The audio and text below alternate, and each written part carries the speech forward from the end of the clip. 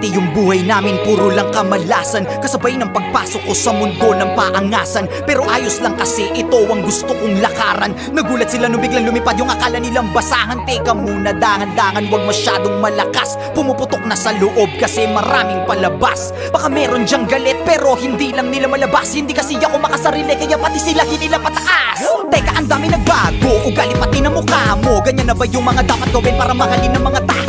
Sa bagay sanay ka naman, no respeto daw kahit pa ba. No, kung gusto nyo ng respeto, tanungin nyo na sila kung magkano. Huwag magpapakapekto, kala mo perfecto. Lalo pag nagsalita na yung mga yang kala mo walang depekto. Samantalang ako, ginawa ko lang lahat ng ito ng puro diretsyo. Habang ikaw kailangan may siraan ka para lang makaasenso. Para ka lang chismosong, ginawan na lahat ng kwento. Isa kang kupal na manunulat, ya puro ka lang imbento. Tinapakan, inangasan, sinabihang umalis na lang ako rito. Nilabanan, hinayaan, kaya ngayon ako na ang paborito. Titirahin nyo ko si Balong lang nagdala. Huwag kayong mag-alala, meron din kaming dala. Ganyan naman yung mga ulule, mahilig mangumpara. Nagpapanggap na malawak ang utak, makitid pala. Tanga ka, halatang talangka ka talaga. Kung ako'y guro na awa lang, kaya ka nakapasa. Kala mo lang matalim na kulang ka pa sa tasa. Tumitira ng mabilis, naiintindihan ka ba? Simulan ko na to kung paano mamumanat para bumakat sa mga tao. Kaya ko tumira kasi diba tinitira mo ko noong mga panahon na wala akong nakikita sa malayo. Pero di ko tinigilang mga bayo. Ngayon naging malinaw na malabo, pero di nyo makikita ang nakatago.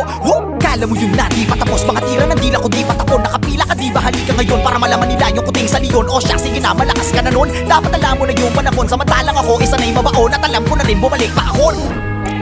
Gusto kong magpahinga sa industriya na parang ang hirap ng huminga. Gusto kong magpahinga sa industriya na parang ang hirap ng huminga.